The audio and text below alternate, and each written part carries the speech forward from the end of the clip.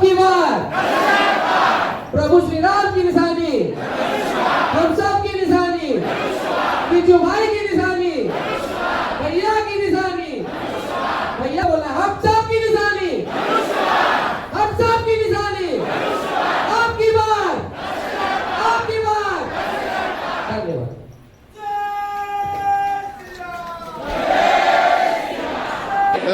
Sir, ward क्रमांक 160 मध्ये जो प्रोपोगंडा चालवला गेला की विजेंदर विजू शिंदे जे उत्तर भारतीय विरोधी आहे आणि आज जो एवढा माहोल होता उत्तर भारतीयाचा, तर त्या संदर्भात काय सांगा? नाही, मला असं वाटतं तुम्ही स्वतः तो माहोल बघितला आणि जर तुमच्या कॅमेऱ्याने ते टिपला असेल तर या प्रश्नाला उत्तर द्यायचं, मला वेगळं काही उत्तर द्यायची गरज मला भासत नाही.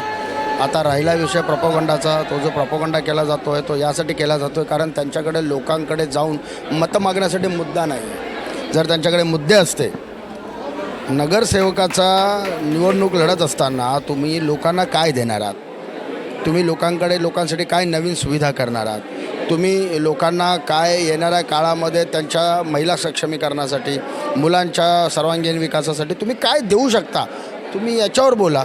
परंतु दुर्दैवाने माझ्या विरोधकांकडे असं काही व्हिजन नाही आहे, असं काही मुद्दे नाही आहेत, असे काही ब्ल्यूप्रिंट नाही आहे.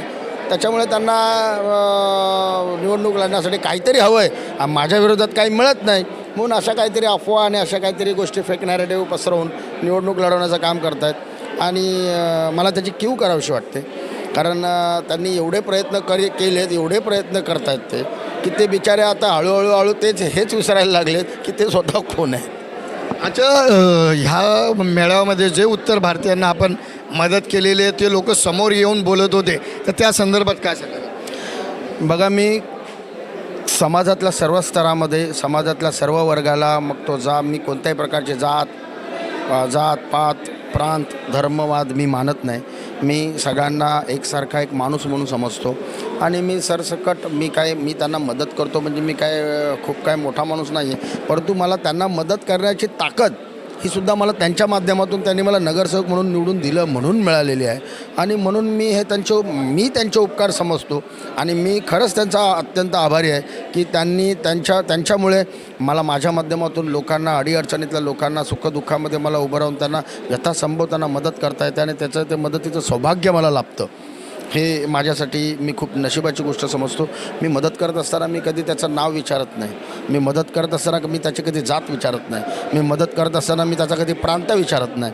मला ज्याचा फोन येतो, मी मोबाईल नगरसेवक म्हणून ओळखला जातो, मला ज्याचा फोन येतो त्या फोनवर मी काम करतो. मग तो कोणत्याही जातीचा, पातीचा, प्रांताचा, धर्माचा, तो कुठलाही असू दे. माझ्यासाठी हे महत्त्वाचं आहे की तो माझ्या प्रभागातला रहिवासी आहे, माझ्या परिवाराचा सदस्य आहे, माझ्या कुटुंबाचा सदस्य आहे आणि त्या भावनेने मी काम करत असतो. पहिल्या टर्मचा जो 5 वर्ष संपला त्याच्यानंतरचे जे 4 वर्ष होते जिथे निवडणुका महापालिकेच्या झाल्या नाही, मुंबईमध्ये कुठल्याही वार्डला नगरसेवक नव्हतात, पण विजेंदर विजू शिंदे असं जनतेचं मत आहे की विजेंदर विजू शिंदेनी ते पण 4 वर्ष ॲडिशनल काम केलेलं. तर त्या जनतेसाठी आपण जो विकास कामं केलेली आहेत, तो फंडचा बंदोबस्त कसा केला, ते लोकांपर्यंत कसं पोहोचवलं, याचं थोडक्यात. खरं तर पुढची 4 वर्ष, नगरसेवकाचा कार्यकाळ माझा 7 मार्च 2022ला संपला, पण पुढची 4 वर्ष माझ्याकडे कोणताही फंड नव्हता. पण माझ्याकडे एक मोठा फंड होता, तो म्हणजे माझ्या या जनतेचा, माझ्या परिवाराचा आशीर्वाद आणि प्रेम. आणि या मोठ्या फंडाच्या जोरावर मी कायम लोकांच्या सुखात दुःखात अडीअडचणीला मी नेहमी उभा राहिलो. अर्थात ती ताकदही मला त्यांनीच दिली आणि त्या माध्यमातूनच मी राहिलो आहे ना. त्यानंतर मी जेव्हा आदरणीय आमचे मुख्य नेते श्री एकनाथजी शिंदेसाहेब यांच्यासोबत त्यांच्यासोबत काम करण्याचं ठरवलं, त्याच वेळेस चांदिवलीचे आमचे आमदार दिलीप मामा लांडे यांच्या सहकार्यांच्या माध्यमातून जेव्हा मी काम करायचं ठरवलं, तेव्हा त्यावेळेस मला आपोआप त्यांनी सगळ्या प्रकारची मदत केली आणि त्यांच्या माध्यमातून मी लोकांची जी विकास कामं आहेत, माझ्या प्रभागातली जी रखडलेली विकास कामं आहेत ती मी मार्गी लावायला घेतली. एक शेवटचा प्रश्न, उत्तर भारतीयांचा जो आपल्याला आशीर्वाद मिळालेला आहे जनतेचा, तो उत्तर भारतीय जनतेला आपलं काय मागणं असेल? मग मला आशीर्वाद सगळ्यांचाच मिळाला आहे. मला उत्तर भारतीय माझ्या माय भगिनींचा पण आशीर्वाद मिळाला आहे, मला माझ्या मराठी माय भगिनींचा आशीर्वाद मिळाला आहे, मला आमच्या मुस्लिम बांधवांचा आशीर्वाद मिळाला आहे. म्हणजे मी असं म्हणेन की समाजातल्या सर्व स्तरांचा मला आशीर्वाद मिळालेला आहे आणि ज्यांचा आशीर्वाद मला 2017ला मिळाला नव्हता, आता यावेळेस मला त्यांचाही आशीर्वाद मिळणार आहे. म्हणून माझे परिवाराचे लोक, माझी जनता सांगते अबकी बार 10,000 पार. कारण 2017ला मी 5,500 होतो आणि तो सगळ्यांचा आशीर्वाद ज्यांचा नव्हता त्यांचा प्लस धरून ते 10,000 सांगतात. खूप खूप धन्यवाद सर. हे होते वार्ड क्रमांक 161चे शिवसेना उमेदवार विजेंदर विजू शिंदे.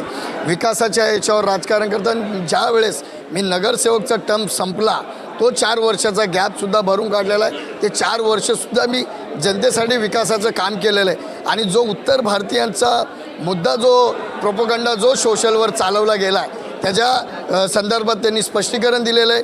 आणि जी उत्तर भारतीय जनता आज विजेंदर विजू शिंदे यांच्या पाठीशी होती तर असं वाटत नाही की विजू शिंदे वापस निवडून येणार नाही. त्यांचा तर उत्तर भारतीयांचा पण हाच नारा आहे की विजेंदर विजू शिंदे आपकी बार 10,000 पार.